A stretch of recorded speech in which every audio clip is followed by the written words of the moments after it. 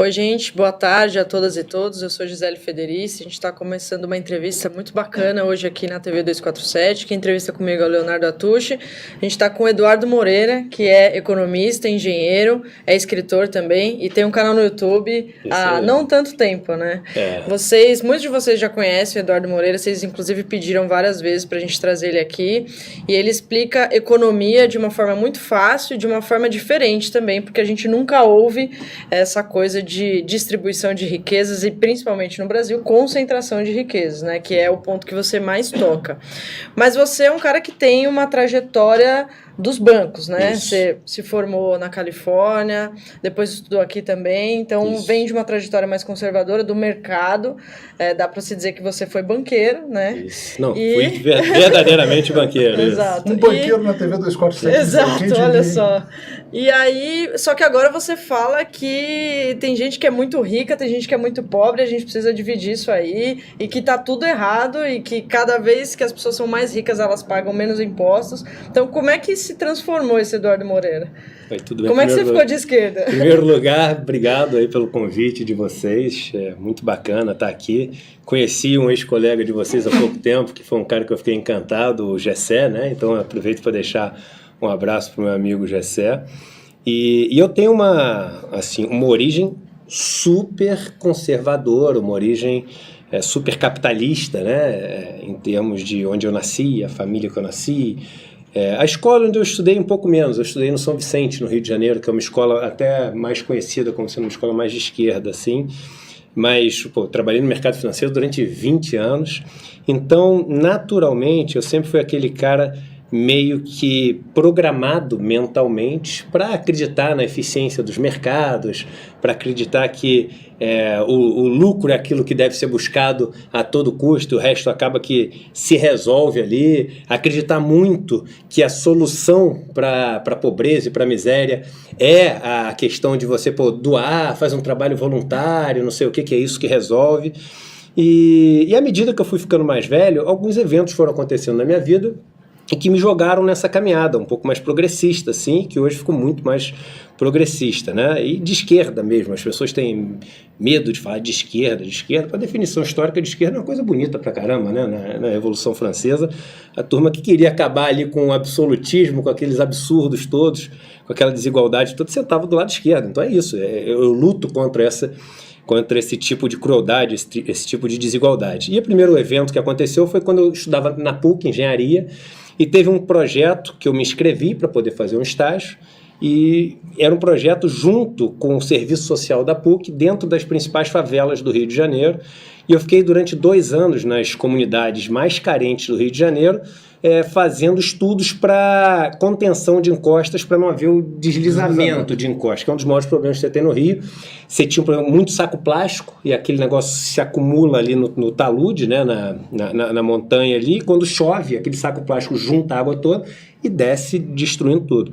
E eu passei 2 anos vivendo uma realidade que eu não tinha ideia que existia, mas não tinha ideia mesmo. E eu falo, me arrepio, porque eu me lembro até hoje de entrando. É um labirinto, né? Uma favela, uma comunidade carente é um labirinto. Você entra, o pessoal que entra para fazer ali a caridade, não sei o quê, e estou falando isso sem menosprezar e caricaturar o negócio, mas para ali na associação de moradores, na quadra onde tem um baile funk, não sei o quê. Quando você entra na comunidade de verdade, é uma casa subindo por cima da outra, você chega lá em cima, você não sabe voltar. E no meio desse caminho, eu via crianças com 2, 3 anos de idade brincando no meio do esgoto, um em cima jogando água pro outro, e aí a mãe saía chorando, desesperado, meu filho tá com esse problema, pelo amor de Deus, doutor, me ajude, não sei o quê. E aquilo foi meio que um choque total, assim, é um mundo que você não conhece. Um pouco a história do Siddhartha Gautama, que não deixavam ele sair das palácio, muralhas, né? E deixam ele sair eu saí do meu palácio, e aquele negócio foi muito forte para mim. E aí depois disso eu fui estudar nos Estados Unidos, estudei economia lá nos Estados Unidos, voltei para o Brasil, entrei no mercado financeiro e voltei a me afastar dessa preocupação social. Só que à medida que eu fui ficando mais velho, eu voltei a ter um interesse muito grande pelos estudos, assim, né? E comecei a estudar muito, muito, muito. Eu sou um cara muito de fazer conta, sou um engenheiro que parou na economia. E quando eu comecei a fazer conta, o negócio, e cada vez ganhando mais posições ali no mercado financeiro, me tornando banqueiro no final, os segredos foram todos caindo, um atrás do outro. E eu comecei a ver como o negócio funcionava. E quando eu vi como o negócio funcionava, eu fiz a conta, eu falei, peraí, eu não posso fazer parte disso. É aquilo que eu brinco o seguinte, de repente você compra essa blusa que você está usando numa marca de roupa, você comprou a vida inteira, você adora aquela marca de roupa e você vive numa boa com isso. Aí um dia você vê ali a fábrica, resolve olhar ali na janela e você vê o cara que está fazendo dando uma chicotada no outro que está acorrentado. Você não vai mais comprar aquela roupa e você vai começar a lutar para que aquilo não aconteça. Se você continuar a comprar roupa depois daquilo, existe um problema nessa história, né? E eu falei assim, esse negócio não pode continuar. E tentei começar a mudar o sistema de dentro. Até que eu cheguei à conclusão, que é a conclusão que eu tenho hoje em dia, que é absolutamente impossível, principalmente se falando de mercado financeiro, você mudar a forma como as coisas funcionam de dentro do mercado financeiro. Eduardo, deixa eu só trazer uns comentários, porque tem muita gente aqui se manifestando e a gente vai avançar nessa sua ideia. Ó, a Eliana Gregolini, sou ex-bancária e aprendo com ele todos os dias. Luciano Souza, esse cara é demais, sou fã dele da forma como ele explica as coisas. A sua popularidade está tão em alta aqui que o Júlio César está dizendo, quero Eduardo Moreira, ministro da Economia do governo de esquerda que este país um dia terá. E olha o superchat que chegou. Você chegou aí já? E já tem aqui o Zé Carlos Medeiros dizendo que você é o novo Engels do planeta. Está só à espera de um Marx para que a gente tenha um novo manifesto aí. Você falava, acabou de dizer que você tentou mudar o sistema por dentro e chegou à conclusão da impossibilidade. Algumas pessoas dizem, inclusive, que o sistema financeiro, da forma como está estruturado, ele é um problema para a economia, porque ele tira riqueza, ele não cria riqueza, ele subtrai riqueza da sociedade. E aí eu queria que você detalhasse um pouco mais para quem não conhece os meandros do sistema. Você sabe que vocês dois usaram, e eu fiquei muito feliz com isso, vocês dois usaram uma palavra que eu fiquei muito feliz, né? Foi riqueza e não dinheiro. Existe uma confusão muito grande das pessoas hoje em dia, e o livro que eu lanço no começo desse ano é sobre isso, um livro que o título provisório é Desigualdade, entre o que é riqueza e o que é dinheiro. Dinheiro é uma coisa que vale nada, não quer dizer nada, porque é um pedaço de papel escrito, sujo, pequeno, não serve para nada aquilo. Você quer saber qual o valor de dinheiro? É o seguinte, fica trancado num cofre com 10 milhões de dólares durante uma semana e vê se daqui a uma semana você vai voltar vivo. A única coisa que tem valor é a riqueza, né? E o que é riqueza? Riqueza é o seguinte, essa água que a gente está tomando, essa caneca, é o leite que a gente toma, a carne que a gente come, tudo isso é riqueza.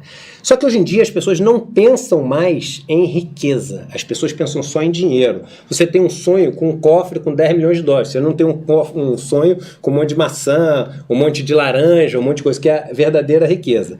E elas tentam achar a solução imaginando uma solução que traga o dinheiro suficiente para todo mundo. Mas se dinheiro fosse o problema, a gente pegava a Casa da Moeda, tacava lá para emitir nota, acabou o problema de todo mundo. E não é, e é riqueza. E eu vou chegar na questão dos bancos com esse raciocínio que eu estou fazendo. E o que é a riqueza? A riqueza são coisas que a gente consegue ou produzir, né? Ou que a gente dispõe de energia, do trabalho que a gente tem, ou coleta e caça, etc. E para toda riqueza que a gente tem, precisa existir um investimento. Não existe a gente gerar nova riqueza sem ter um investimento. E o que significa investimento? Investimento significa você abrir mão de uma riqueza que você já tem hoje, ficar mais pobre aquilo que você abriu mão, esperando que, num momento no futuro, isso que você abriu mão de riqueza volte como um pedaço maior de riqueza. Pois bem, isso sempre existiu durante todo o tempo, até que em um certo ponto da evolução, passou a existir a propriedade privada. E quando passou a existir a propriedade privada, aconteceu uma coisa que é muito curiosa, e é bacana que aqui a gente está falando, por exemplo, de Marx, sem entrar no livro, sem entrar nos detalhes. Olha que legal que a gente está falando. Antigamente, quando você chegava, é o seguinte, você era um cara que produzia arco e flecha, e era um cara que colhia maçã. Olha como todo mundo vai entender o conceito do Marx agora, sem nunca ter lido Capital nem nada. Se você produzisse um arco e flecha, e um arco e flecha valesse 6 maçãs, você pegava e produzia o arco e flecha, você me dava o arco e flecha, eu te dava 6 maçãs. Se amanhã você não queria mais as maçãs e quisesse o arco e flecha, você conseguia trocar as 6 maçãs de volta por o quê? Por um arco e flecha. Claro. Não era essa a razão de troca? O que acontece depois que você passa a ter o dono do meio de produção? Você produz o arco e flecha. Eu não te pago com a maçã, eu te pago com dinheiro. Amanhã, se você pegar o dinheiro que você recebeu e tentar comprar um arco e flecha, você não consegue comprar arco e flecha. Ou seja, no meio do caminho tem a mais-valia. Você produziu, mas entende como sem falar mais-valia você consegue entender? Ou seja, você produziu uma coisa e recebeu uma coisa em troca. Só que o que você recebeu em troca não vale aquilo que você produziu, porque ficou um pedaço com um cara que não tem, que é o dono da história. Isso é importante porque aí a gente fala o seguinte, e alguém tem que investir para criar essas coisas. E esse investimento é o que gera a nova riqueza. Por isso que para um país crescer, ele tem que ter investimento. É um dos maiores problemas do Brasil. A gente investe pouco aqui no Brasil, principalmente em infraestrutura, etc. E a gente consegue crescer pouco aqui, tem um crescimento potencial pequeno. Os bancos, vendo esse fluxo todo, quando inventou-se o dinheiro para ser essa moeda que representava o fluxo de riqueza, ela ficava sempre no meio do caminho, na troca de duas riquezas, surgiu uma figura que era o seguinte, olha, eu sou o dono das rotas por onde transitam esse dinheiro e eu ganho em todas as transações. E começaram a surgir esses banqueiros. E no meio da história, começou esses banqueiros a meio que otimizar o mercado e falar o seguinte, olha, quem tem mais, tem recursos em excesso, pode emprestar dinheiro para quem está faltando, e isso cumpre um papel, porque esse cara vai pegar isso que está faltando para poder investir e gerar mais riqueza também. Essa é a visão inicial dos bancos, né? Inicial. O banco é legal, ele está fazendo esse papel de... Só que aí ele percebeu no meio do caminho, as pessoas perceberam, que ao invés de você ganhar a sua riqueza como uma parcela da riqueza que já era criada, que quando existia uma sociedade tribal era o que fazia sentido, por que era o que fazia sentido? Era todo mundo, ninguém era dono da terra, isso é uma invenção que o Carlo Polanyi fala muito bem, né? Um ativo fictício, né? No terra, sou dono da terra. Quem disse que é dono da terra? Um dia um cara chegou e falou, eu sou dono dessa terra, porque ninguém fez. Começou assim, né? Mas o ponto é o seguinte, quando você... chegou e passou a ter essa história, o cara não falava o seguinte, olha, nós temos que produzir tanto e a riqueza da comunidade é o que faz todos da comunidade serem fortes, se a comunidade se protege, a comunidade vai ficando cada vez mais rica, uns têm mais dinheiro que outro, mais riqueza que outro, não sei o quê. Não. Eu tenho que juntar o máximo possível. E o máximo possível que eu junto, ou pode ser da riqueza gerada, ou pode ser tirando da riqueza de alguma das pessoas do meu próprio grupo, que é uma coisa louca que você está pensando. Você está enfraquecendo o seu grupo, que é quem defende. E aí você começa a enfraquecer o conceito de nação. Porque nação é o grupo, Estado é a pessoa jurídica que representa esse grupo. E aí você chega ao extremo, e aí a gente tem uma história inteira para contar, mas aí você chega ao extremo, como é o caso do Brasil hoje em dia, quando as pessoas mais ricas, elas veem o seguinte, que é muito mais fácil para elas não correr o risco de um investimento dar errado e usar a riqueza que elas têm para manter viva as pessoas que elas mesmas jogam na beira entre vida e morte ali de sobrevivência. Então ela fala assim, você está na beira de vida e morte sobreviver. Eu te empresto a riqueza que você precisa para sobreviver. E você me paga juros sobre essa riqueza, que são juros cumulativos que acumulam sobre juros, para poder não sofrer nenhum tipo de penalidade, etc. E aí não se gera riqueza nova nenhuma, e esse cara, ele passa a enriquecer só de uma riqueza que é tirada daqui. Por isso que, na maneira como a gente tem o spread de juros, etc., no Brasil hoje em dia, a dívida é um instrumento praticamente só de transferência de riqueza. E o equity, que é o dinheiro que você tem em ações, é um instrumento de geração de riqueza. O Brasil, o mercado é quase todo de dívida. Não é um mercado de equity. O mercado de equity do Brasil é desse tamanho. A gente não tem mercado de equity no Brasil.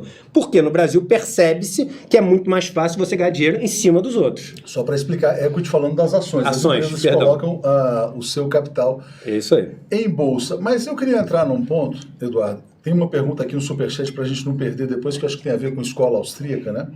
O Luiz Fabiano está perguntando o que você pensa da praxeologia, né? Aí eu fui ver, nem conhecia essa palavra. Eu também não conheço. Mas eu fui ver, tem a ver com Ludwig von Mises, escola austríaca, etc. e tal. O Hayek, exatamente. A Sônia está dizendo que o Eduardo é genial e generoso. Mas eu queria te perguntar como que ficou a sua imagem no sistema financeiro. Você virou a ovelha negra do mercado? O que é isso? Você é chamado de comunista? Totalmente, mas isso foi no começo só, né? Agora piorou Agora muito, pior, né? Agora é o Engels, revolucionário, não sei o quê.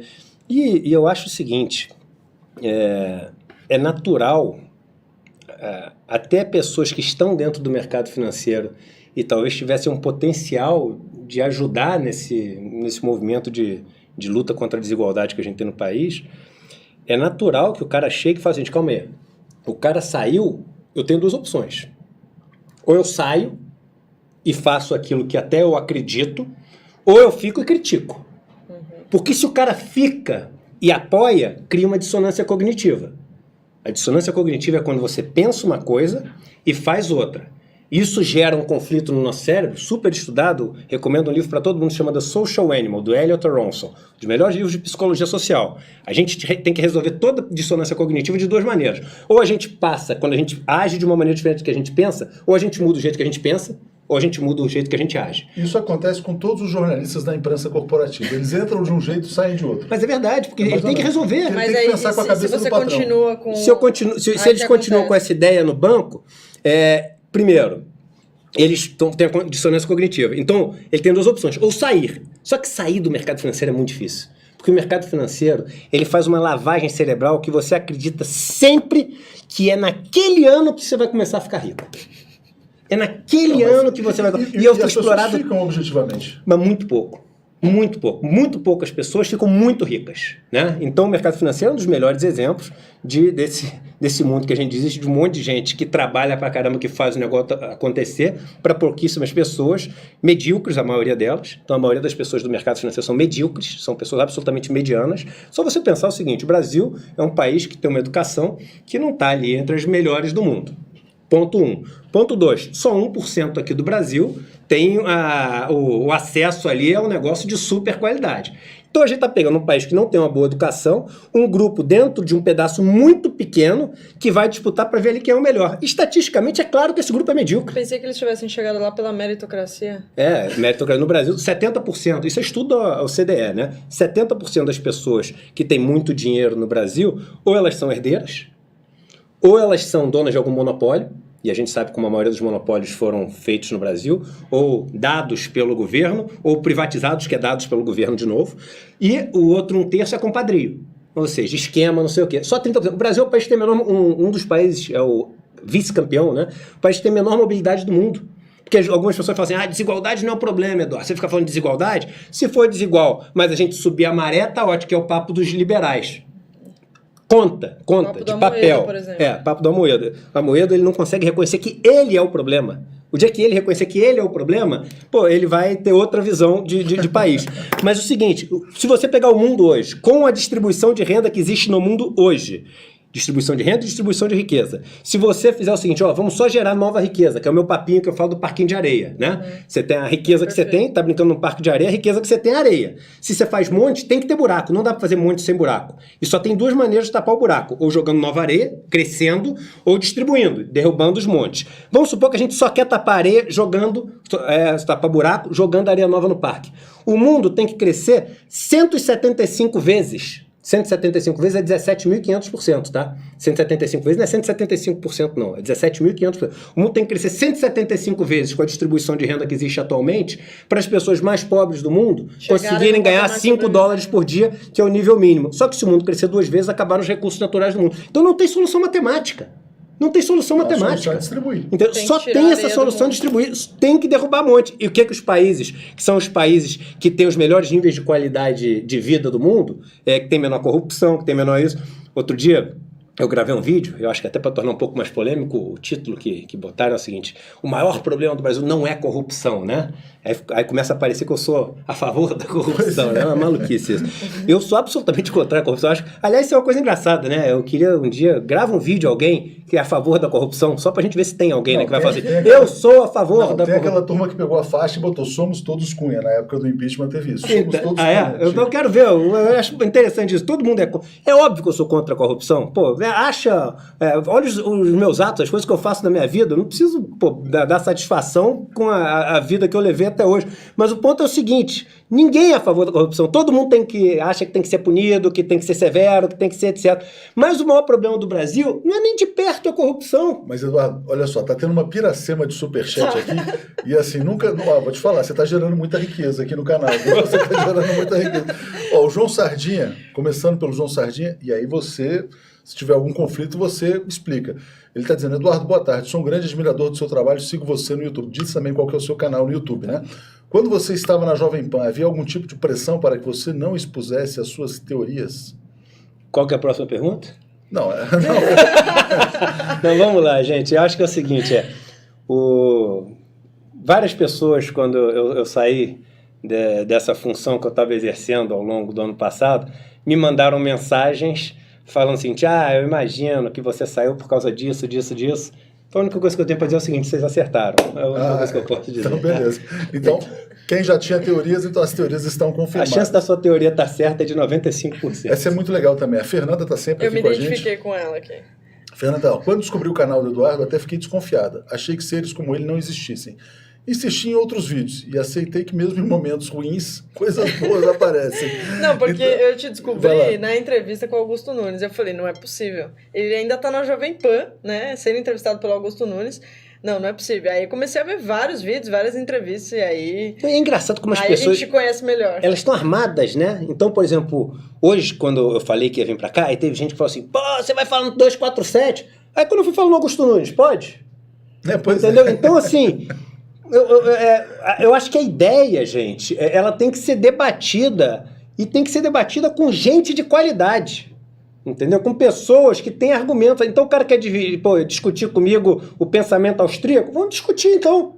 Mas o Augusto Nunes já foi meu amigo antes de virar esse personagem. Mas é um cara gente boa. O Augusto Nunes é um cara gente. Você me tratou super bem, não tem nada contra ele. Aliás, aqui ó, todas as pessoas da bancada da Jovem Pan, Tiagão, o Vila, o próprio Augusto Nunes, o Oliveira, que é o que fala 10 horas e 10 minutos. Esse cara virou meu irmão, ídolo meu. Esses caras sempre me trataram super bem. O problema não foi ali. A gente imagina. Ó, vamos continuar no Superchats. O Evaldo Abreu. Li o livro A História da Riqueza do Homem. Penso, apesar de muito antigo, ser muito atual. E a Cristina Rocha, encontrar o Eduardo no YouTube foi um sopro de esperança para mim. Responda curto e grosso. Há como investir sem endividar o país? Como fazer? Abraços progressistas a todos. Como encontrar uma chave de investimento, crescimento? Eu acho o seguinte, o endividamento, ele tem um nível saudável.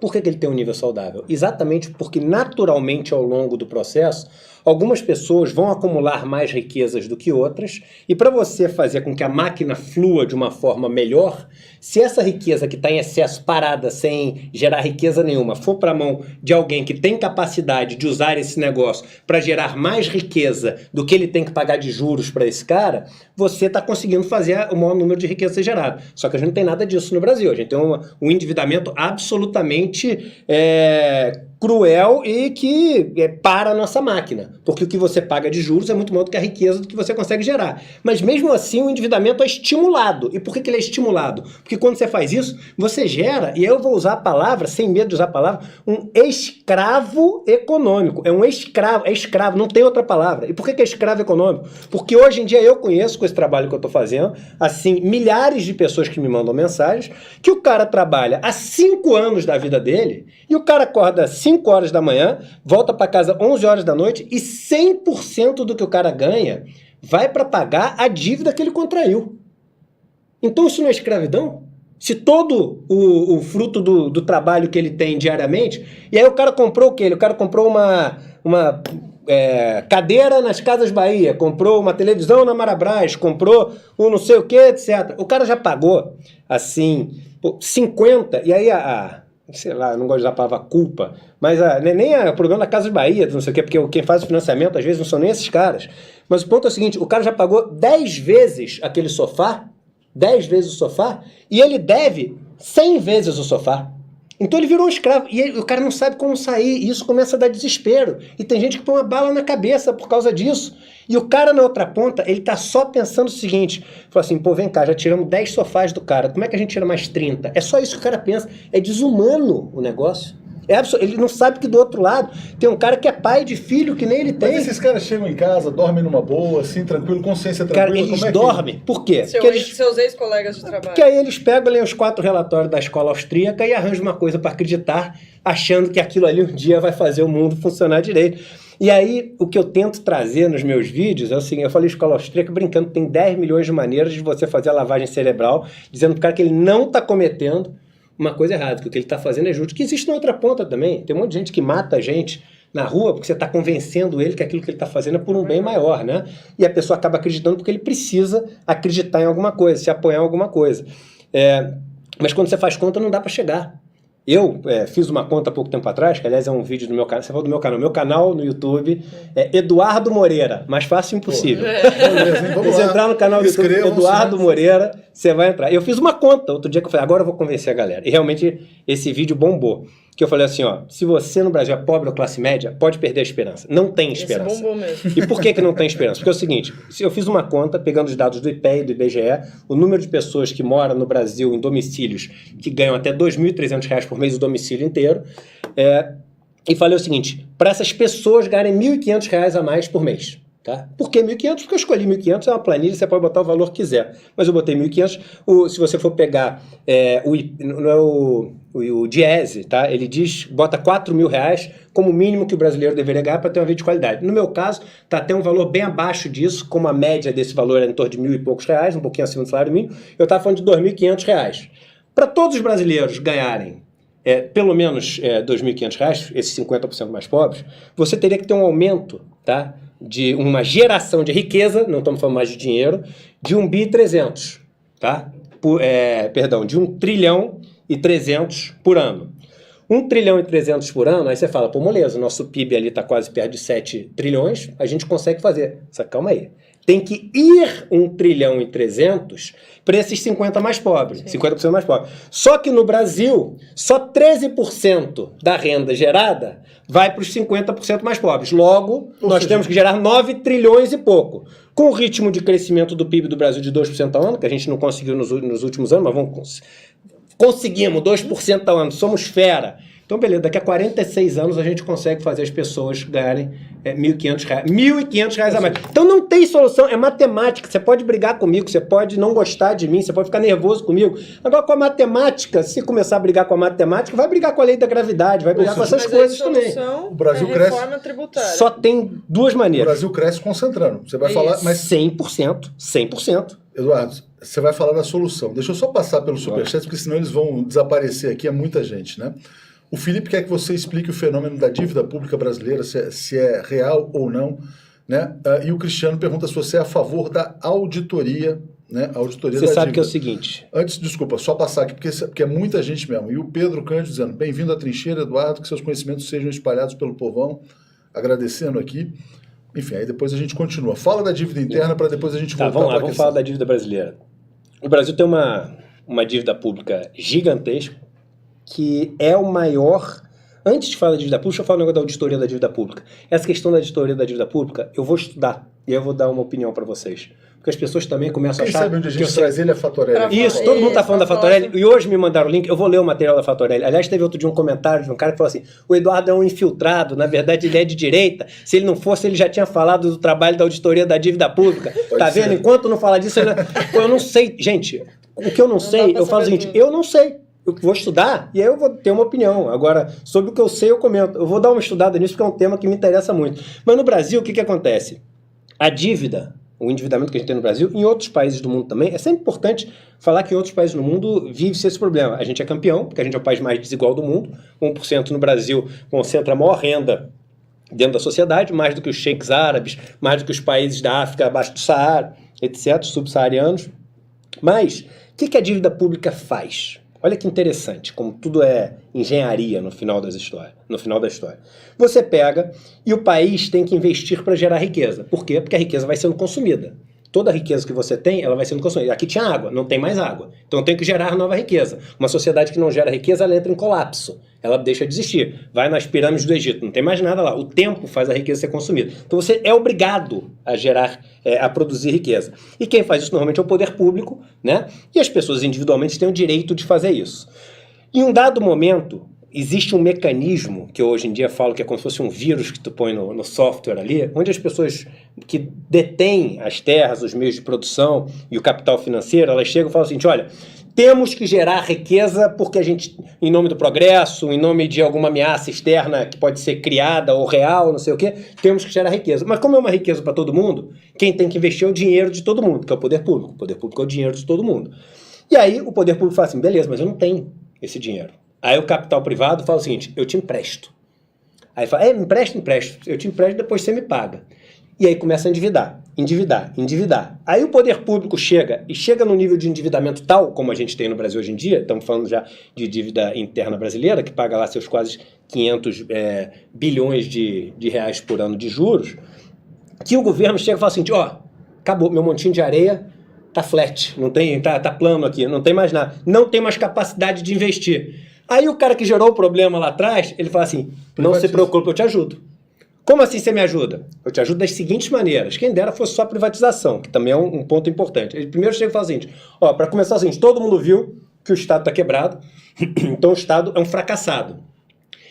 Quem é bem sucedido sou eu, que consigo gerar lucro, criei esse meu império, tenho meus 400, 500 milhões de reais aqui. Então é o seguinte, já que você viu que eu sei fazer as coisas, o Estado não sabe, me elege para eu tomar conta. Esse é o Amoedo, tá? Ele está incorporando o Amoedo aqui. Me elege para eu tomar conta porque eu sei como fazer riqueza. Segunda coisa é o seguinte, eu vou assumir, mas vocês já viram que como o Estado não tem capacidade de investir, quem tem capacidade de investir são só os mais ricos do país, tem que dar moleza para os mais ricos. Então vão mudar as leis, além de me eleger, elege os legisladores, aí é a falsa democracia, as pessoas elas não elegem a quem representam elas, elegem quem representa os outros, achando que vão ajudar elas. Então, é uma falsa democracia. Mas antes tem uma lavagem cerebral, porque as pessoas começam a achar que são representados por isso. O trabalhador votando no Dória. Exatamente, o trabalhador votando no Dória. Aí o cara chega e bota o poder legislativo todo dos dele e fala o seguinte, olha, vamos dar moleza. O que é? Subsídio. 400 bi por ano no Brasil de benefícios, subsídios, isenções fiscais, não sei o quê.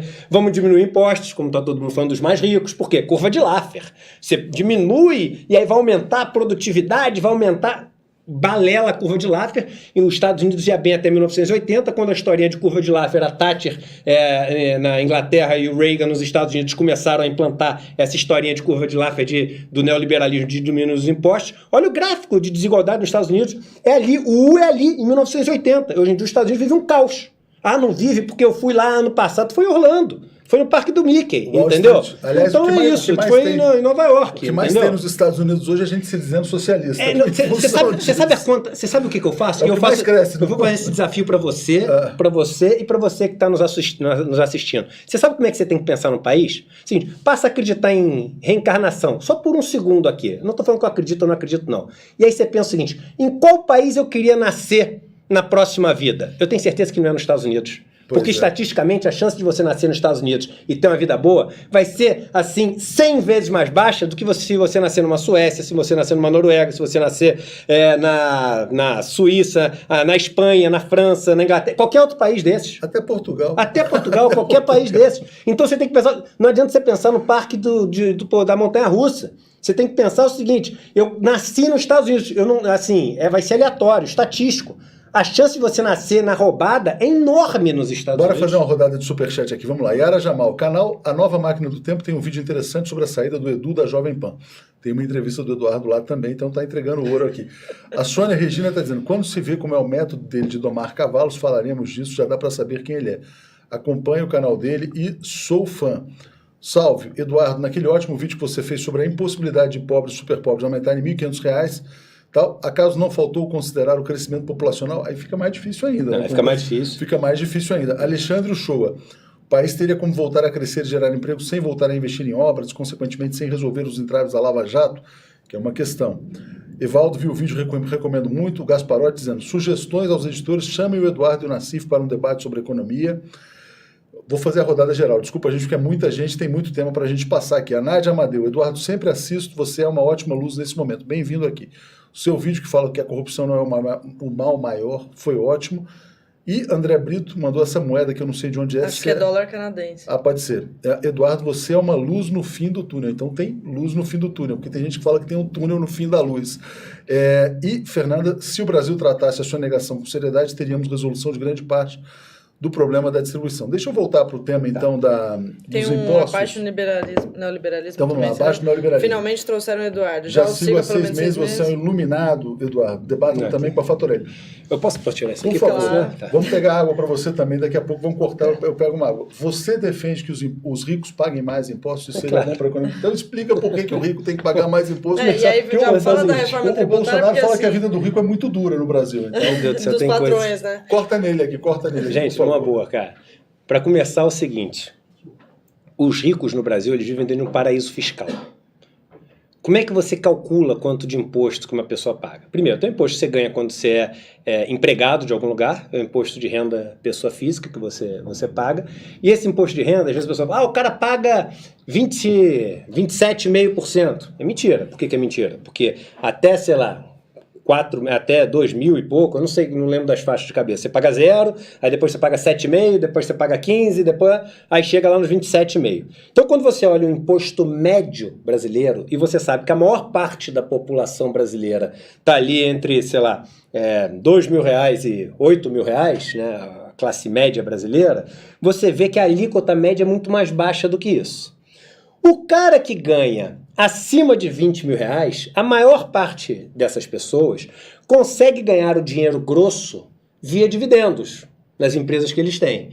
E aí, ou o cara abre uma empresa no Simples, onde você tem um limite super alto comparado com o resto do mundo, então você pode pagar até 6% de imposto só sobre o que você paga, sobre o faturamento que você tem, ou outros modelos que a gente tem no Brasil, de lucro presumido, etc., que você paga uma alíquota pequena. Aí eu vi, por exemplo, essa semana saiu num jornal, colocou assim, Brasil, que agora assim, as notícias estão saindo de um jeito ultra canalizado, está dando vergonha ler jornal. Brasil é o país do mundo, dos estudados pela OCDE, que mais paga imposto dentro das empresas. Aí bota lá, imposto pessoa jurídica, aí bota imposto que as empresas pagam, 34% Brasil. Aí bota para baixo assim, Inglaterra, França, não sei, tudo para baixo, né? Aquele negocinho. Olha que desonestidade intelectual esse negócio que um jornal coloca. Em primeiro lugar, o cara não paga exatamente isso, porque no Brasil existe uma figura que é o juros sobre capital próprio, que você pode pegar o patrimônio da sua empresa e aí você pega a taxa de juros de longo prazo em cima daquele patrimônio e em cima disso você só paga 15%. Então já caiu de 34%, já é mentira os 34%. Em segundo lugar, nessas empresas, quando o cara tira o dinheiro da empresa, ele paga um super imposto de dividendo. Então, na França, sabe quanto é que dá essa soma? 64%. Sabe quanto que dá nos Estados Unidos? 57%. Pessoa física. Quando você soma o que o acionista paga do imposto dentro da empresa com o que ele paga de dividendo. Porque você tem que somar os dois. Lógico, você tem que pagar. É claro que você tem que somar. E olha, ou seja, a gente paga menos de 30%, porque esse 34%, quando você põe juros sobre capital próprio, ele cai para baixo de 30%, e aí não tem mais nada que o cara tem que pagar. Você não acha que o Brasil cria com isso o paradoxo da empresa pobre e empresário rico? Por exemplo, cria. Empresário rico de empresa pobre? Perfeito, e era o ponto que eu ia chegar. Perfeito seu raciocínio. Pronto, que aí todo mundo está chegando junto no raciocínio, que é o seguinte: quando você tributa muito dentro da empresa e não tributa nada fora, qual o incentivo que o cara tem para deixar o dinheiro dentro da empresa? Zero. Por isso que o mundo inteiro faz isso de uma forma muito mais inteligente. Vamos supor, em vez de você cobrar 50% de imposto dentro da empresa, você faz o seguinte, cobra 25% dentro e 25% fora. O cara sabe o seguinte, que enquanto ele não tira o dinheiro da empresa, ele só pagou 25%. Então ele tenta deixar o máximo de tempo o dinheiro dentro da empresa. O dinheiro dentro da empresa está empregando gente, está investindo em produção, está fazendo tudo que é o que a gente quer, que é geração de riqueza. Vamos se lembrar que é o seguinte, ninguém aqui também é a favor do seguinte,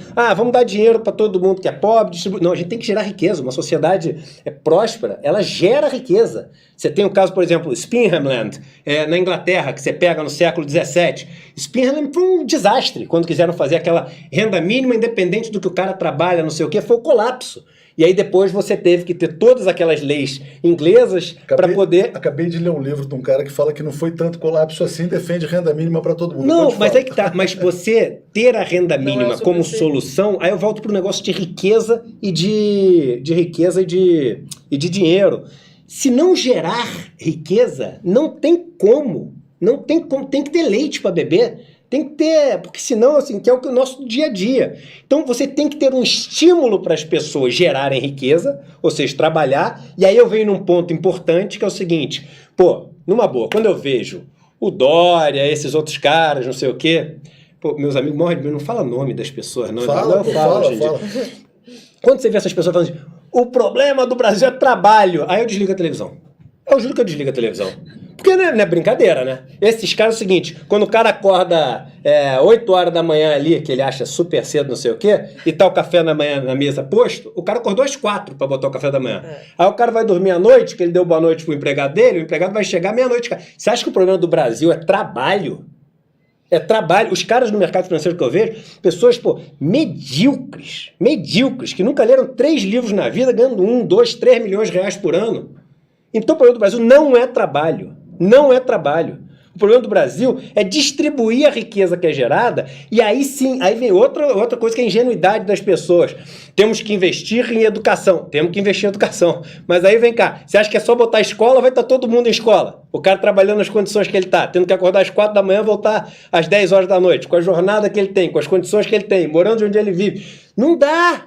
Não dá no Brasil. A gente tem tudo é máquina de desigualdade. O sistema educacional é uma super máquina de desigualdade. Aí o cara chega e fala assim, agora o Jorge Paulo Lemann está investindo em educação. O maior barato fez uma escola aqui em São Paulo, R$8.000 a mensalidade. Vamos mudar o problema do país. Acabou o problema do país. Depois de construir um monopólio, né? Enfim, aqui no Brasil, quase monopólio. Deixa eu te fazer uma pergunta, Eduardo. Fala que eu tô... Então vou fotografar o superchat aqui. Fotografei, fala aí. A gente teve um governo que se preocupou mais em dividir o bolo. Na verdade, praticamente o único governo que efetivamente pensou em dar ali uma distribuição maior do montinho de areia. Mas houve uma conciliação ali para que as pessoas ricas continuassem ricas, né? Você matou a charada. O que você acha disso? Qual foi o grande erro do PT, na minha opinião? O grande erro do PT, agora quem gosta de me bater, mais um motivo para você me bater. O erro do PT foi não ter sido esquerda o suficiente. O PT tinha que ter sido esquerda e não foi esquerda. Quando teve que ser de verdade para distribuir, etc., ele foi direita. O que o PT fez? Você tem um monte de montinho de areia no Brasil. Montinho não, no Brasil são montões de areia. E buracos onde não tem mais areia. Você chegou no cimento ali da história.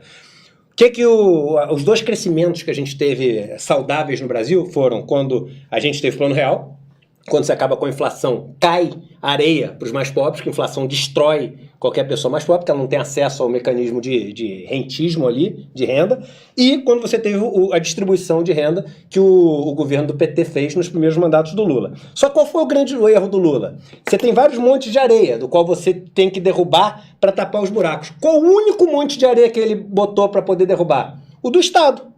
O único. E não tem problema se ele tivesse feito para começar o processo. Mas qual o monte de areia que ele não teve a capacidade, coragem, tempo, iniciativa? Aí você arranja um motivo, cada um vai dar um motivo. Ele não mexeu nos montes de areia dos Gerdaus, dos Setúbals, ele não mexeu. Os montes de areia desses caras só cresceram. E aí não tem como, porque a riqueza é finita, gente. Ela acaba, é matemático, entendeu? Então foi uma plutocracia que a gente viveu ali. Mandavam quem eram os ricos. Então, o que faltou? Começou a derrubar areia, aí foi derrubando. Agora tem que mexer nos montes. Nesse aí eu não posso mexer. Porque senão eu não vou ter governabilidade, senão eu não vou ter... Mas continua a tirar desse que ainda dá. O que a gente tem hoje? O monte do Estado não tem areia nenhuma. E aí qual é a solução agora? Vamos privatizar. Vamos privatizar o quê? A Caixa. Vamos falar da Caixa, mas antes disso aqui, já que você falou do Lemann, tá aqui o Zé Alberto dizendo: estou aqui em João Pessoa tomando uma cerveja não golpista. Então, parabéns por tomar uma cerveja... Não, porque esses caras também apoiaram aí impeachment e tal. Acharam que, mesmo assim, mexendo só no Estado, estava demais. Não podia. E o Felipe Torres, então, está fazendo uma pergunta que eu acho que é importante você responder. Qual a sua opinião sobre a prisão do Lula? Antes da gente voltar para os temas econômicos. Nunca respondi sobre isso. Sempre tive medo de me fazer essa pergunta, porque isso vai me deixar mais polêmico. Agora é um superchat. Pode beber um gole d'água, né? Bebe uma água e pede um uísque aí, se quiser. O que eu acho, cara? E eu fui um cara, porque por causa da minha origem, eu sempre fui ultra crítico do Lula e etc. Casei, minha esposa fez a Dona Marisa no filme do Lula, você acredita? Minha esposa conheceu ele pessoalmente e tudo, não sei o quê. E ela ficou também super decepcionada com coisas que saíram, etc. Mas o que eu acho, assim? Eu não vou entrar no mérito de discutir se o sítio não é, não sei. Eu não sei, eu não gosto de discutir coisa que eu não tenho uma vantagem competitiva para dizer se é ou não é. Tem um monte de prova aí, ou não prova, etc., que está sendo discutido. O que eu vejo é que, na minha opinião, a prisão do Lula, ela me parece, com o que existe de processo que foi cumprido, correta e injusta. E eu vou explicar o que eu quero dizer com correta e injusta. Correta porque se o cara foi julgado por um tribunal que existe, a gente pode questionar se o tribunal é bom ou não, se é enviesado ou não é. Mas se foi julgado por um tribunal que existe, é legal, e esse tribunal chegou e falou o seguinte: olha, ele é culpado e a pena dele é tanto, e aí foi para a segunda instância e confirmou o negócio, etc., e a lei diz que tem que ser preso, então, correto do ponto de vista formal. Isso, é correto. Agora, é o seguinte, o que é a visão de justiça para mim? É a balança. É o seguinte, O que funciona para um, funciona para todo mundo. E aí, claramente, a prisão dele me parece injusta. Porque você vê o seguinte, o que aconteceu com o Lula é, na balança, igual ao que acontece com os outros? De jeito nenhum, mas nem de perto. Então, fica muito claro para mim, quando você conta essa historinha, que é o seguinte, ó, você tem um cara que tem um sítio em Atibaia, entendeu? E o triplex que você vai ver é um apartamento ali de 100 e poucos metros quadrados ali num lugar que é de classe média, ali no Guarujá. É isso o negócio. Aí você tem o Aécio com um monte de milhão, você tem o fulaninho com bilhão, você tem não sei o que, etc. Só que qual era a diferença? O Lula era o primeiro lugar nas pesquisas. E era o cara que tinha tudo para ser eleito. Aliás, foi o que disse ontem então, o Jean-Luc Mélenchon, da França insubmissa, dizendo que o Lula foi vítima de perseguição para ser arrancado do processo eleitoral. Mas para mim, assim, é tão claro quanto essa água que eu estou bebendo. Eu não tenho a menor dúvida hoje que o Lula foi preso por causa da posição dele nas pesquisas e da chance dele assumir o poder. Esse foi o motivo pelo qual ele foi preso. Num rito, que é um rito legal, mas, na minha opinião, injusto. Tá defendendo a falcatrua do Lula. Então você não entendeu nada do que eu falei, aí você faz assim, como isso é vídeo e fica gravado, você volta e assiste de novo. Dá pra voltar, exatamente. Eu não vou falar de novo, você volta e assiste de novo. O YouTube tem essas estatísticas também. Um vídeo é muito bom, quando o cara tá gostando, ele volta, isso é bom. Ah, tem essas estatísticas? Tem isso. E a Fernanda tá dizendo o seguinte, se o PT fosse mais esquerdo, o golpe teria vindo antes. E aí tinha também a questão de financiamento de campanha, tudo isso. Fala. Mas eu tenho um comentário sobre isso que ela falou. Se o PT fosse mais esquerdo, o golpe teria vindo antes. A gente não pode ter esse medo. A gente não pode ter esse medo. A gente não pode ter medo de ser esquerda, de ter ideias progressistas. A gente não pode ter o medo de fazer, eu vou usar até uma palavra forte, a revolução que o país precisa. A gente não pode ter o medo de se organizar, os sindicatos se organizarem de uma maneira eficiente, etc. Não pode ter esse medo. Não pode ter esse medo achando, mas se fizer isso, seguinte, é o que tem para fazer. Mas aí os caras vão dar o golpe. Então vamos fazer fingindo que a gente não está fazendo. Vamos não sei o quê, mas deixando aqui esse pessoal continuar ganhando só enquanto não dá, gente. Tem que ter coragem. Coragem é uma palavra que vem de coráticos. Coráticos, cor, coração, áticos, ação. É a ação que vem do coração, é fazer o que você acredita de verdade. Então faz o que você... É isso que você acredita? Então faz. Se você pensa assim, você não acredita nisso de verdade. Caramba, você é mais revolucionário do que eu pensava. O pessoal tá espantado aqui nos comentários. Você fez uma análise do governo Lula. Eu queria que você fizesse uma análise do que pode sair desse conjunto de ministros aí que estão agora. O tatu com cobra, né? Só para não perder, a Fernanda respondeu. Eu também acho, mas só aprendemos isso agora. Ela não estava discordando de você, então beleza. Não, e olha só, eu falo isso sem querer aqui, falando assim, estamos juntos aqui na história, estamos acreditando na mesma coisa. Então, um beijo, Fernanda, para você. Repete aí, Gisele, que eu acabei perdendo. Então. Sua análise sobre o que pode vir agora com esse conjunto aí de Paulo Guedes, junto com o presidente da Caixa, junto com o Jair Bolsonaro, com Damares. O que vai dar isso aí? Aí se eu acertar 100% isso aí, eu tenho que ser eleito para mandinar, né? Porque é difícil, esses caras conseguiram, difícil de prever, mas o que eu acho? Para começar, só falando de alguns nomes que você falou, a gente botou para tomar conta da casa um monte de banqueiro, dono de banco. O cara viveu a vida inteira, o Brasil, olha a quantidade de pessoas que são escravos econômicos, endividados, vivem só para pagar juros. Olha a riqueza que os banqueiros têm, tudo da ordem de... Vocês devem ter ficado assustados quando viram que o Amoedo tinha 400 milhões. Eu nunca tinha ouvido falar do Amoedo no mercado financeiro. Então é o seguinte, a pessoa que você nunca ouviu falar tem 400 milhões, ou tem 500 milhões, ou tem 1 bilhão, não sei o quê. Essas pessoas, e aí eu volto para a riqueza, é a areia deles que está faltando para vocês, não se engane, é exatamente ali que está a solução do teu problema. Tá ali, tá com ele a solução do problema. E no Brasil ainda mais legal, quanto mais velho você fica, mais rico você fica. Ou seja, menos você tem como usar a riqueza e mais rico você tá e fica tudo pro teu filho. Não volta nada pro sistema, que a gente não tem imposto de soberança aqui no Brasil. 4% é ridículo. Mas o ponto é o seguinte, quando você pega essa situação que você tem desses amoedos, desses caras no Brasil, etc., de riqueza, a solução, ela tem que ser meio que drástica mesmo. E esse governo colocou os banqueiros, que são os caras que fizeram isso a vida inteira, querendo dizer para as pessoas o seguinte, é ele que vai tapar o seu buraco de areia.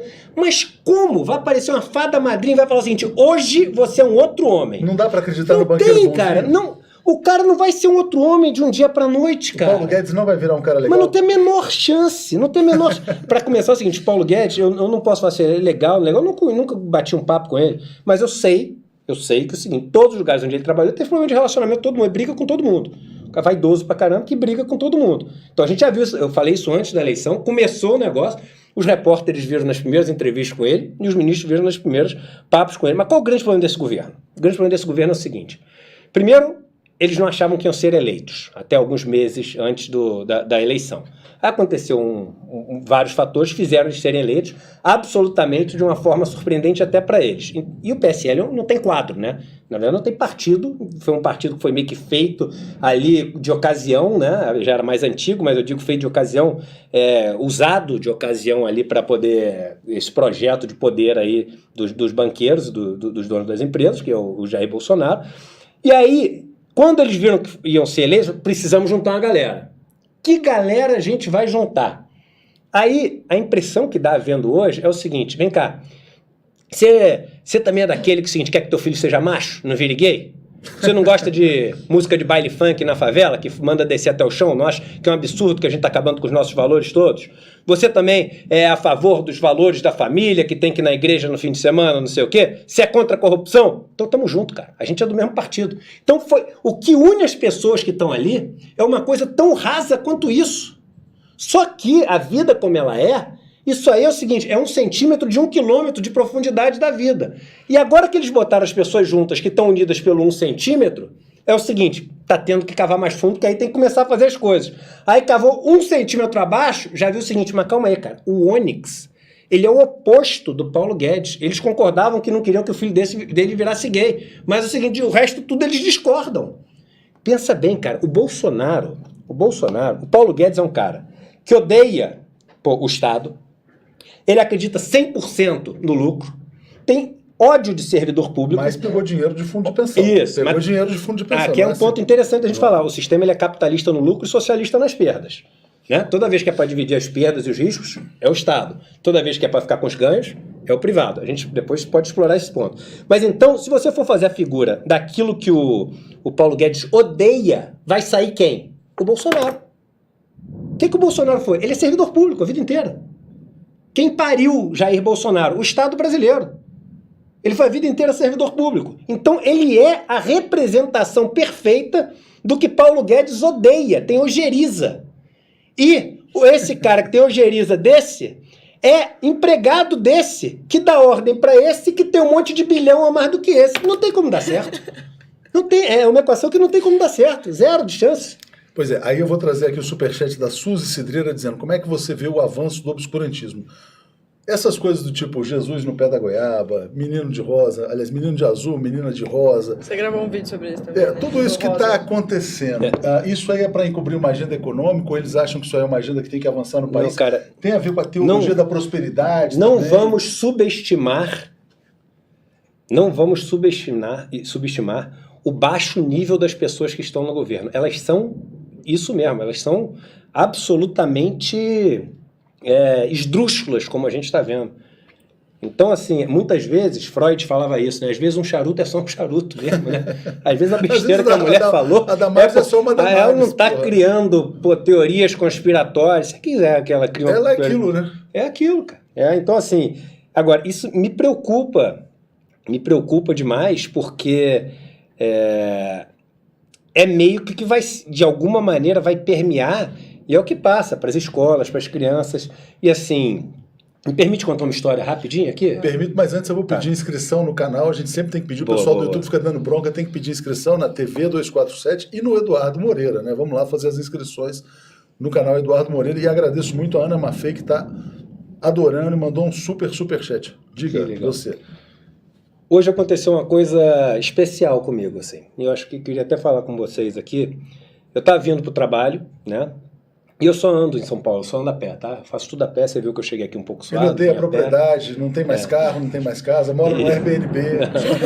Não, brincadeira. Não, porque depois vão me cobrar. Mentira que tu tem o carro, foi ele que falou brincando, viu, gente? Porque... E aí eu tava vindo, eu cruzo pelo Parque do Ibirapuera, e aí quando eu tava saindo do Parque do Ibirapuera, eu vi 4 meninos, assim, tipo pivetinho mesmo, que rouba coisa. E eles estavam saindo do parque assim, discutindo com segurança, tacaram um pedaço de madeira no segurança, na hora que eu estava saindo. E aí eu vi os meninos saindo, Assim que eles saíram, eles abriram assim para atacar uma menina que estava andando ali, tinha saído toda arrumadinha, não sei o quê, do lugar onde ela estava, que acho que era uma academia ali. E aí saiu, os 3 juntaram, um foi para longe para poder ficar vigiando na rua se alguém ia chegar, que era o mais velho deles. Esse menino devia ter uns 17 anos, tinha um que devia ter uns 15 e os outros 2 uns 12 anos. E aí chegaram na menina, começaram a abordar ela, eu vi aquilo, e aí eu saí do parque, eu falei, cara, não posso deixar isso acontecer. Aí me deu um negócio, eu saí correndo, e o Eduardo Antigo chegaria pegando os moleques. Molecada, sai daqui, eu sou polícia, eu não sei o que, falando alguma coisa assim, fazendo... Vambora todo mundo daqui. Só que eu cheguei, aí quando eu cheguei, eu fui ali pra perto, e vi a menina ultra assustada. Aí eu cheguei assim, falei assim, molecada, vem cá, vocês 3, vem cá. Aí chamei os 3, aí vieram os 3 assim, falei, pode vir aqui que eu quero falar com vocês. Numa boa, pode vir. Aí o outro que estava longe, verificando, que é o cara que normalmente tá armado, cheguei e falei, você também, vem aqui. Aí eu falei, eu tenho que conseguir fazer isso não acontecer. E aí eu cheguei pros 4 e falei assim, olha, deixa eu te falar uma coisa. Eu tava ali no parque, e a moça que era a segurança lá do parque chegou e tocou a fita pro outro guarda que tá vindo aqui pegar vocês. Então é o seguinte, ó, vaza pro cara não pegar vocês. Tô tocando essa fita aqui para vocês conseguirem se safar. E aí é o seguinte, em agradecimento, eu só vou pedir um negócio para vocês. Não ganha ninguém hoje de manhã, não. Pô, eu tô dando a fita para vocês, ajudando vocês e não sei o quê. Aí os moleques, não, a gente não tá roubando não. Eu falei, eu sei que você não tá roubando, mas a moça lá que tá achando que vocês estão roubando, não sei o quê. Aí eu cheguei e falei assim, pô, vou trocar uma ideia com o moleque. Aí eu cheguei pro moleque mais velho e falei assim, qual é teu nome? Aí o cachorro falou assim, é Gustavo. Aí eu falei assim, pô, cara, é o nome do padrasto do meu filho. Aí quando eu falei isso, cara, o cara... Ou seja, você estabeleceu uma conexão lá. O cara, ele abriu um sorrisinho.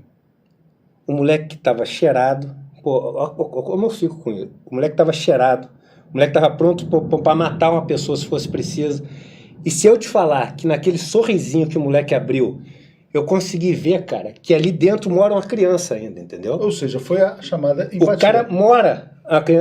deixa eu só terminar porque isso é importante. Aí eu perguntei o nome do segundo, teu nome? Aí o moleque falou assim, meu nome é Pedro. Eu falei, pô, é o nome do primo da minha esposa. E o teu? Aí o moleque falou assim, meu nome é José Vitor. Eu falei, cara, esse é nome de moleque que faz sucesso.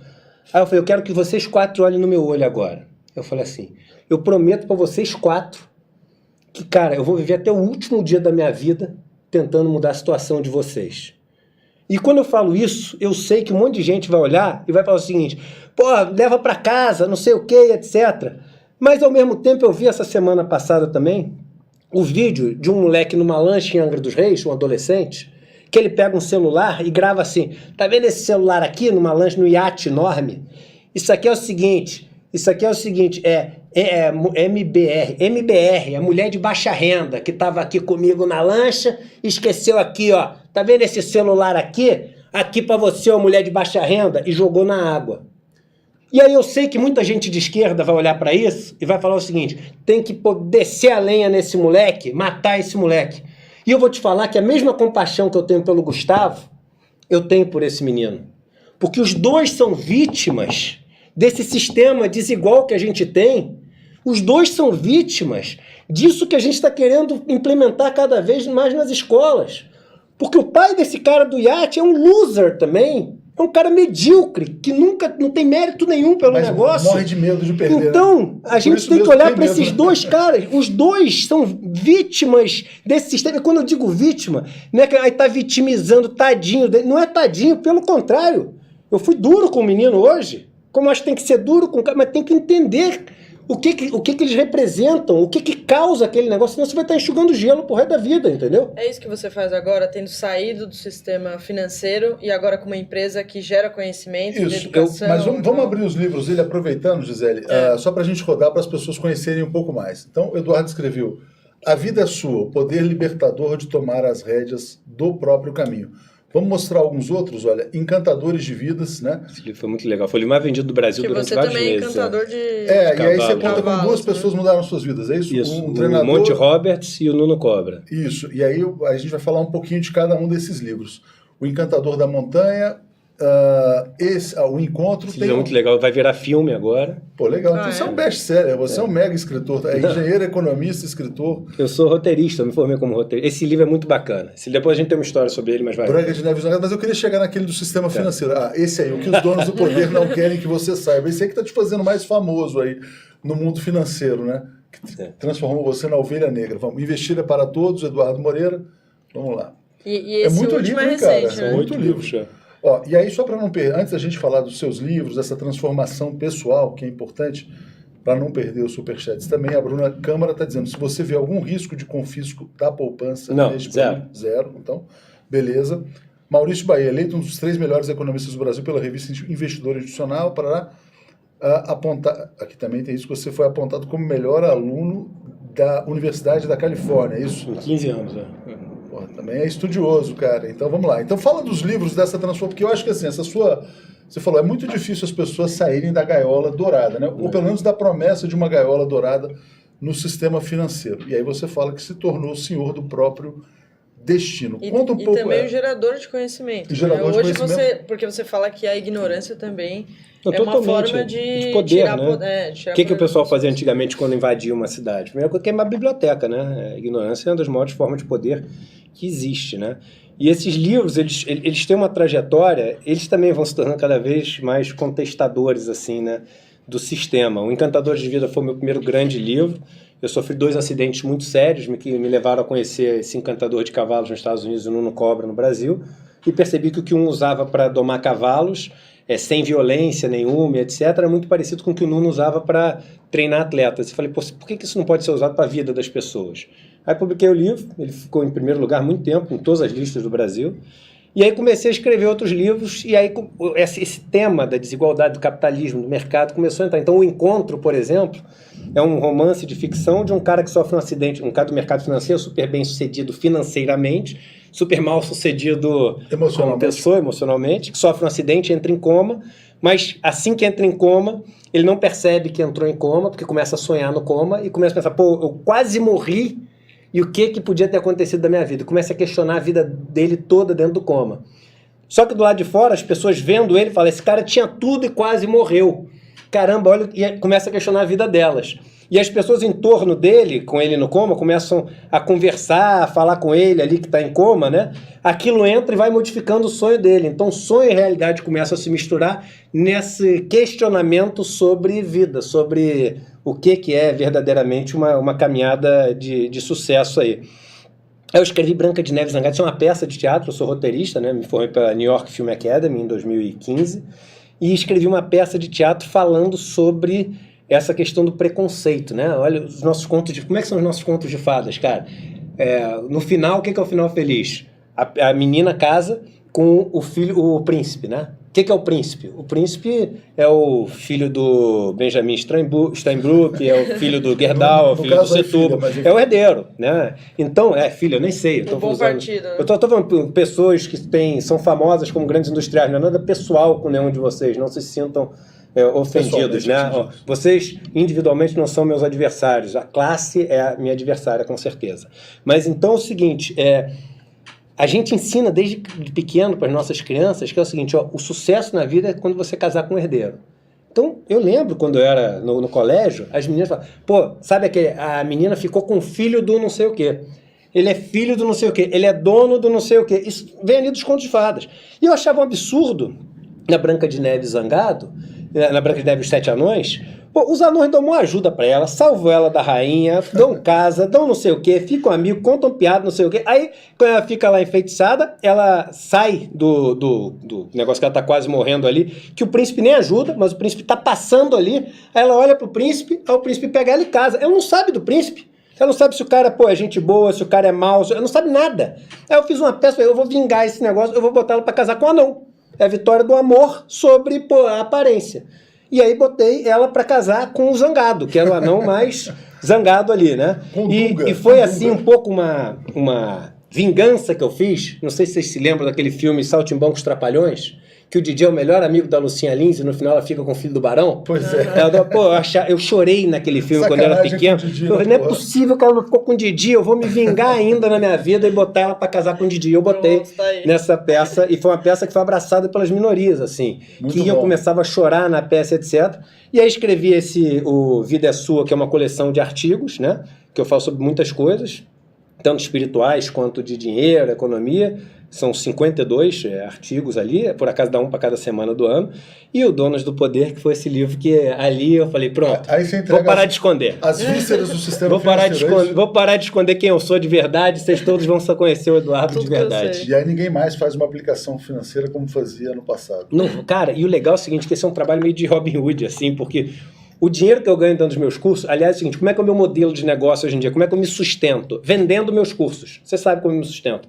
Então é o seguinte, eu não tenho nenhuma propaganda, no meu site não tem banner, eu não deixo nos meus vídeos do YouTube monetizado, não estou sendo contra isso, eu quero que você conheça só como eu faço. Então é o seguinte, eu só falo o que eu acho, e eu vou ter tanto mais gente comprando meus cursos, quanto mais eu acertar. Então eu só dependo de seguinte, estudar e passar conhecimento. E como é uma missão de vida, libertar as pessoas pelo conhecimento, emancipate yourself from mental slavery, none but ourselves can free our minds. Bob Marley falava, emancipe-se da escravidão mental. Como é isso? Eu tenho que conseguir fazer chegar a muita gente. Então é o seguinte, eu tenho a parte que é toda gratuita do que eu faço. Eu tive 100 mil pessoas nesse ano passado que eu comecei, que fizeram meus cursos gratuitos. Esses caras não compram mais COI, que é o Certificado de Operação Estruturada. Certificado de Operação Estruturada é um negócio que nos Estados Unidos, Structure Note, é só dar um Google, você vai ver. Foi banido do mercado. Os bancos pagaram multas multimilionárias.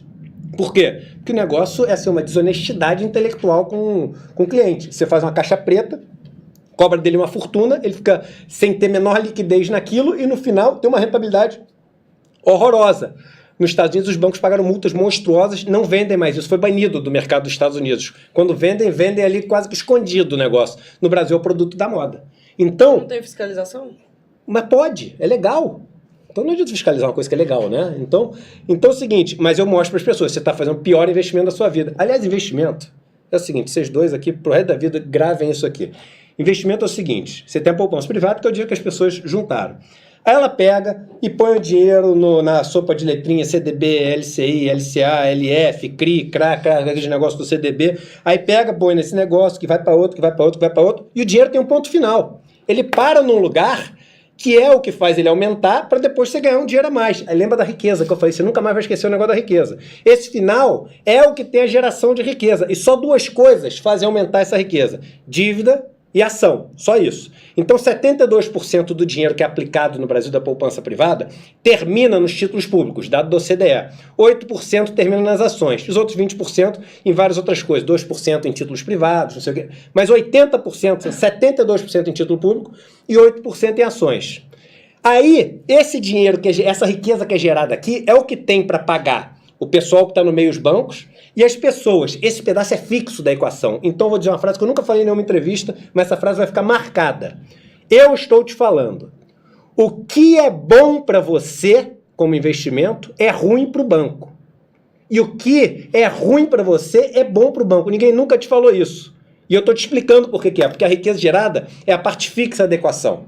Então, o banco, para ganhar dinheiro, ele tem que te vender o que é ruim. Ele tem que te vender o que é ruim. Então dá para mudar o sistema por dentro? Não dá. Eu tentei durante 20 anos e não dá. Só dá para mudar como? Ensinando as pessoas. E é isso que eu tento fazer hoje em dia. Eduardo, a gente está em discussão aí de reforma da Previdência, né? E a reforma da Previdência tenta levar as pessoas para um sistema de capitalização, que já foi testado no Chile, tem lá muitas controvérsias. Como é que e está criando na mente das pessoas, o Estado é tão falido, tão quebrado, que se o cara não for para uma previdência privada, ele vai morrer pobre. O que você diria para as pessoas que hoje estão vivendo esse dilema? Tem que fazer minha aposentadoria, meu, sei lá, VGBL, PGBL. Não, eu acho o seguinte, que você tem que poupar, você tem que poupar, né? Então, não se endividar, não cair nessa armadilha de se tornar um escravo financeiro e pensar que o pouco todo dia, no final das contas, vira muito, né? Eu brinco o seguinte, se um casal que joga bolinha no farol ali, cada um juntar R$30 por dia e aplicar no Tesouro Direto nos títulos longos, com a taxa média que você teve dos títulos longos ao longo dos últimos anos, em 15 anos eles juntam R$1 milhão, com risco zero, que é o título público, né? considerar risco zero dentro de um país, Claro. o título público. Então é o seguinte, é você conseguir poupar um pouquinho para se livrar dessa escravidão dos bancos. Esse negócio da capitalização, o que os bancos querem? Eles querem gerir a Previdência. É tão óbvio quanto isso. Os banqueiros foram para lá para o governo, os banqueiros querem que eles sejam gestores de negócio, porque existe uma taxa de administração, uma taxa de performance, etc. Eles querem pegar um pedaço desse bolo em cima das pessoas. Agora é o seguinte, a gente não entende, gente, o que eu, assim, para falar com detalhes sobre Previdência, eu quero estudar mais sobre o tema, mas eu entendo o suficiente para poder ter uma discussão sem ser muito profunda, mas que não seja rasa também. As pessoas têm que entender o seguinte: ao invés de falar da nossa bolha, que eu me coloco nessa bolha, do asfalto, da Faria Lima, do Rio de Janeiro, de Ipanema, não sei o que, etc., você pensa o seguinte: um cara hoje de 55 anos, que trabalha na roça, que não conseguiu nunca fazer a faculdade, não sei o que, etc., esse cara foi demitido. Esse cara vai fazer o que da vida? Me diz. Ele vai mandar, para começar, que currículo? Que ele não sabe nem escrever, ele não sabe nem o que quer dizer um currículo. Vai mandar para onde? Eu vou mais além. Você que está assistindo muitas vezes, que tem 60 anos, tá? Você hoje em dia, se perder o seu emprego, se você estiver empregado, você sabe qual a facilidade de você arranjar outro emprego? Então, o que as pessoas não entendem, e aí eu vou voltar para o conceito, é que existem mecanismos dentro de uma sociedade para fazer com que o elo mais fraco da sociedade seja o mais forte possível. Porque todo grupo é tão forte quanto o seu elo mais fraco. Isso, numa sociedade tribal, era muito fácil de você perceber. Que se você tinha 10 pessoas, estava muito claro ali que se 5 morressem de fome, a sociedade era muito mais frágil, porque tinham 5 pessoas a menos para caçar, para ter caça para todo mundo. Tinham 5 pessoas a menos para defender esse grupo de quando vinha um invasor, etc. Hoje a gente vê 5 morrendo de fome, as pessoas pensam, e é uma idiotice pensar isso, que beleza, vai sobrar mais pra gente. Elas não conseguem entender que elas são tão fortes quanto o elo mais fraco da corrente. Então, o que existe desse welfare, que essa rede de proteção social, é o seguinte: é fazer com que o elo mais fraco, fragilizado, com algum problema, ele tenha o mínimo de condição para continuar sendo um defensor da nação, do grupo de pessoas que estão ali, e esse grupo seja o mais forte possível. Muito bom. Deixa eu ler o comentário aqui da Rayane Paula, dizendo: esse cabra macho está falando tudo que eu gostaria de falar se tivesse oportunidade. Principalmente na fala que ele diz: a gente tem que fazer o que o coração pede e ter coragem de fazer uma revolução, mandando lá de Fortaleza, no Ceará, esse comentário. E a Paula Meniconi está dizendo: a Mara Luque já disse que banco é o pior lugar para se deixar o dinheiro. O que você pensa das cooperativas de crédito, que tiveram um crescimento muito grande em pouco tempo, né? A gente está avançando aqui no horário. Quando você sentir, fala, estamos aí. Não, tranquilo. Eu só acho uma coisa, gente, só cuidado. E eu não estou falando sobre a Mara, não. Uma coisa que eu vou falar para vocês sobre o que eu falei, e eu não estou falando isso para você só me seguir, não, até porque eu vou estar errado muitas vezes na vida. Eu li uma coisa no livro americano que eu acho espetacular, né? O cara falou: toda vez que eu olhei 5 anos para trás da minha vida, falei, caraca, eu estava errado em tudo que eu pensava, então provavelmente o que eu penso hoje está errado também. Então isso te faz ser mais humilde, né? E querer ouvir mais as pessoas, etc. Mas cuidado quando vocês virem as informações financeiras que são passadas para vocês e as dicas financeiras que são passadas para vocês. Olha quem está patrocinando a pessoa, entendeu? Porque assim, eu tentei dar um Google para falar de COI no Brasil, ninguém fala mal de COI. Aí você vai ver quem são os maiores patrocinadores, tanto dos blogueiros, youtubers, sites, etc., hoje em dia de finanças do Brasil. São os bancos e corretores. É por isso que isso é um controle da informação que você recebe. É um controle. Sabe quantas pessoas têm coragem hoje em dia de fazer o que vocês estão fazendo? De me chamar para uma entrevista ao vivo? Ninguém. Ninguém me chama para entrevista ao vivo. Quando você falou dos patrocinadores, me lembrou uma questão importantíssima. É por isso que é tão importante construir um meio de comunicação financiado pelos próprios leitores. Por isso que a gente tem assinado. São os meus cursos. É exatamente isso. Você foi para algumas entrevistas, né? Não voltou mais. Não volto. Os caras morrem de medo. Fala, o que é esse... Deixa eu só aproveitar a audiência para fazer a nossa propaganda. Então, quem quiser apoiar a TV 247, brasil247.com/apoio, né, que são as assinaturas solidárias.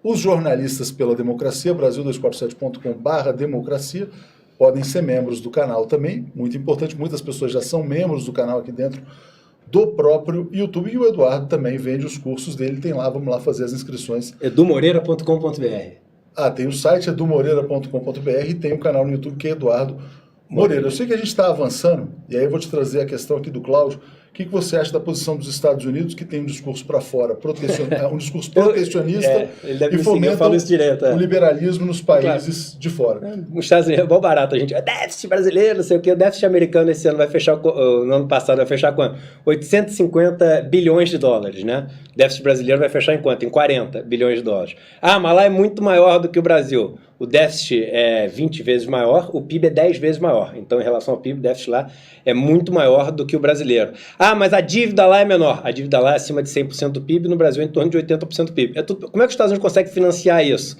Só tem um jeito, mandando os outros países gerar superávit para poder bancar o déficit dele. Então, assim, tem coisas que são tão fáceis das pessoas entenderem, entendeu? É um montinho de areia. Um montinho de areia para criar um monte, não tem que fazer buraco no outro.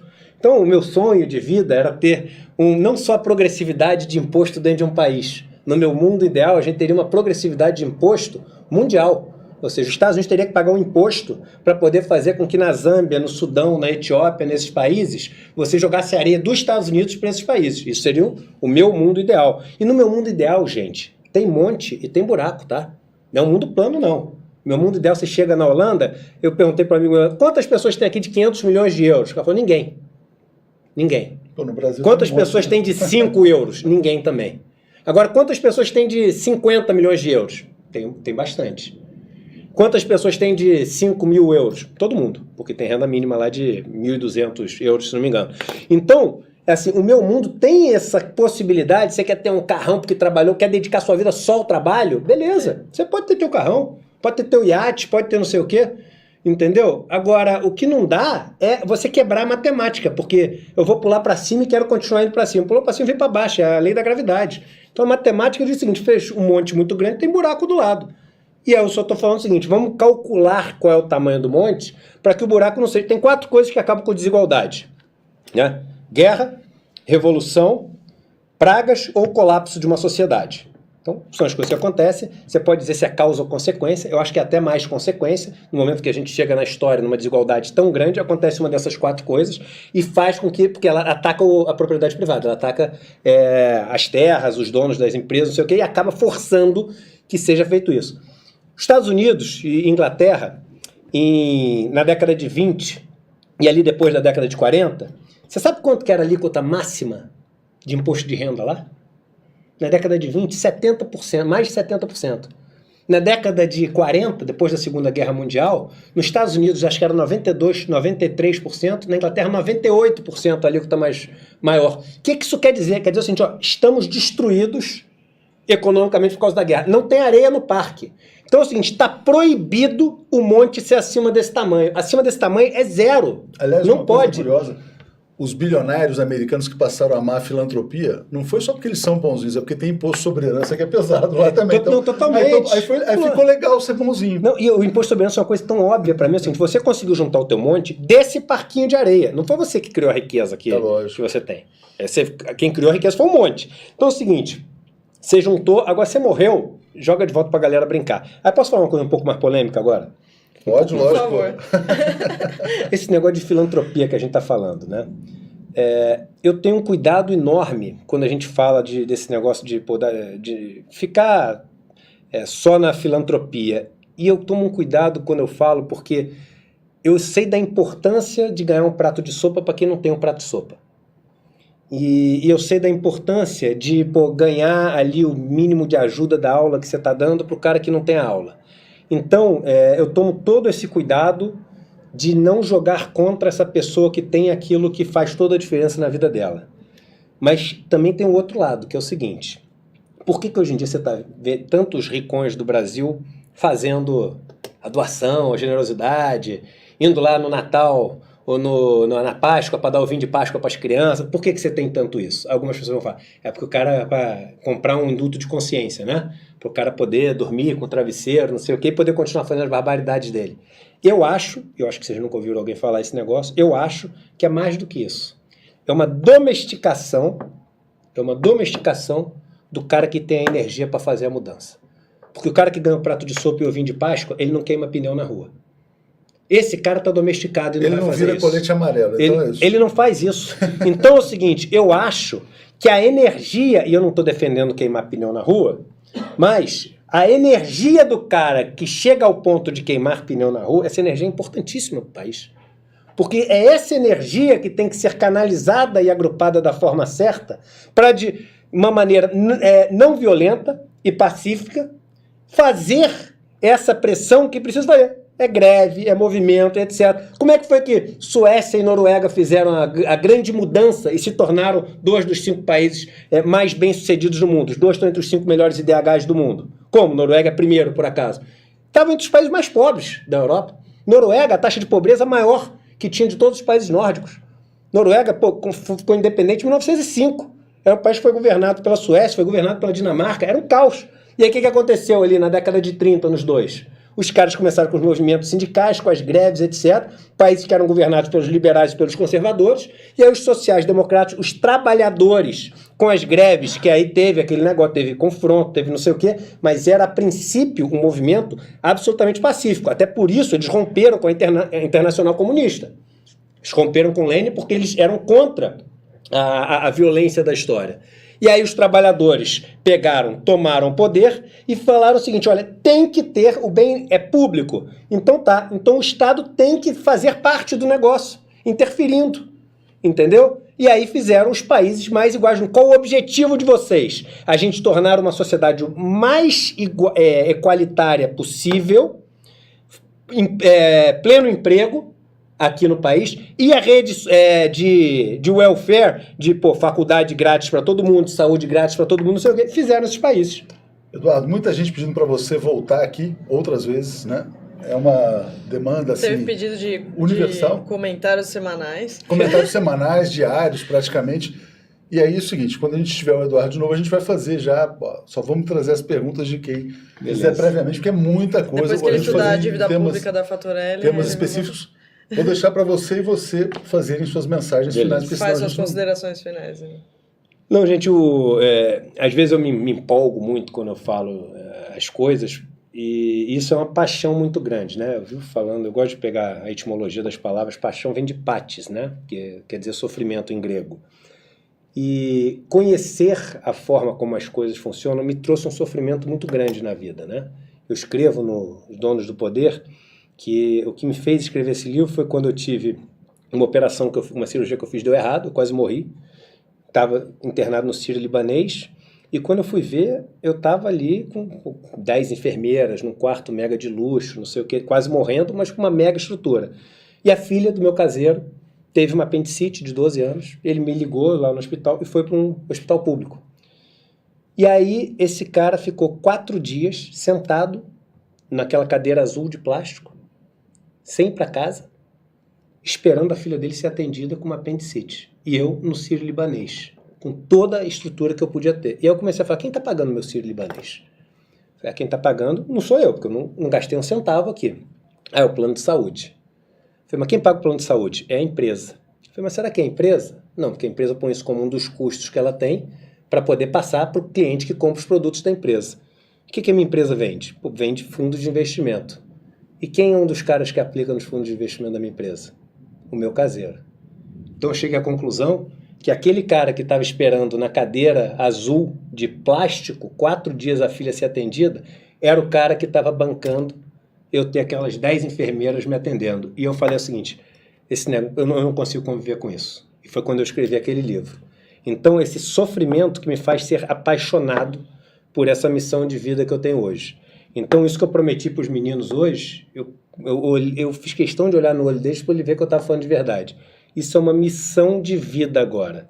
Levar o conhecimento para as pessoas, para que elas possam tomar as decisões que elas quiserem na vida delas. Mas eu acho que quando elas olharem na janela e conseguirem perceber que a pessoa que está fazendo aquela roupa está sendo chicoteada e acorrentada, ela não vai mais comprar aquela roupa. Perfeito, inspirador, eu diria, essa entrevista. Muito, muito boa mesmo. Muito obrigado a todos vocês que nos acompanharam. O Eduardo é nosso vizinho aqui, a gente vai trazer ele mais aqui para a gente bater papo. E se elas puderem, e gente, eu falo uma coisa que é o seguinte, o dia que eu tiver 5 milhões de inscritos no meu canal, eu consigo acabar com o COI em 1 mês no Brasil.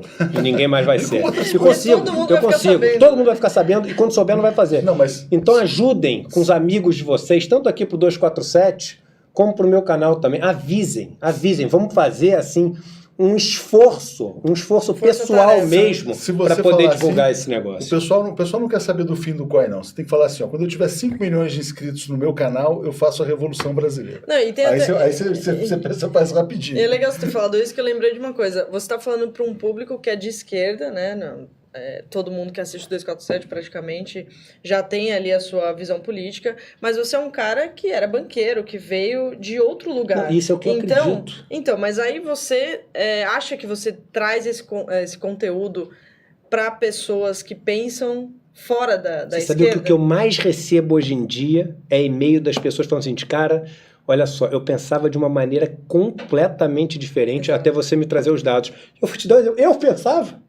Porque Eu pensava, não é que assim... Essa pessoa que você convenceu não assiste o 247, mas ela te assiste. Hoje, um cara que sempre foi um dos meus melhores amigos, mas o cara que eu mais discuto política, o cara que eu briguei a vida inteira, o cara que a família dele teve que sair da Argentina por causa da ditadura na Argentina, foi ameaçada, vive no Brasil, um cara foi sempre muito de esquerda. Eu briguei a vida inteira com esse cara. E hoje, a gente conversa, ele fala, cara, vou te falar, eu tenho uma história de família de esquerda, mas eu queria, um dia me explica como você conseguiu fazer a mudança, porque para mim é tão importante ver uma pessoa Agora que eu vou mudou. falar uma coisa que vai te chocar. Não sei se vai te chocar, mas você pega lá aqueles manifestos que em geral falam para os trabalhadores se libertarem das suas correntes. Tá cheio de rico infeliz. Tá cheio de rico infeliz querendo se libertar, querendo ser mais generoso, querendo sair desse mundo. Você sabe qual é o meu objetivo? Você tem que Assim, libertar de os vida, ricos também. Libertar os ricos. libertar os ricos, mas eu tenho outro objetivo de vida. Que aí, quando a gente conseguir fazer Além de isso... acabar com o COI. Quando a gente conseguir, além do COI. Quando a gente conseguir fazer isso, a gente vai mudar o país. Quando a gente conseguir reunir a classe média à classe pobre. A classe média, ela se uniu à classe que explora ela para poder ter o que tem, que é a classe rica, e criminaliza a classe pobre. As pessoas sabem, os donos das empresas, eles sabem que o dia que a classe média se reunir com a classe pobre, eu digo reunir, porque a princípio elas são vítimas da mesma coisa, então elas teoricamente são conceitualmente unidas, mas elas estão separadas no Brasil principalmente. Se eu conseguir um dia reunir essas duas, explicando para elas os conceitos, a gente muda esse país. É isso aí, já tem aqui, volta Eduardo, com isso a gente encerra a entrevista de hoje. E agradecemos Um abraço a todos para vocês. vocês, muito obrigado. A gente tem programações aí para ir tocando. Obrigado, gente. Valeu. Obrigado.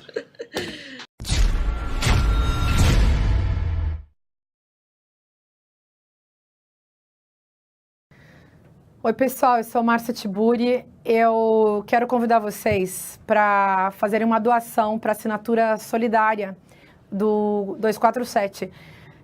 Do jeito que a comunicação brasileira, que os meios de comunicação têm sido sequestrados por um pensamento autoritário, é muito importante a gente sustentar esse parâmetro democrático do 247. Faça a sua doação, seja generoso dentro das suas possibilidades e esteja junto com a gente nessa luta por democracia no Brasil.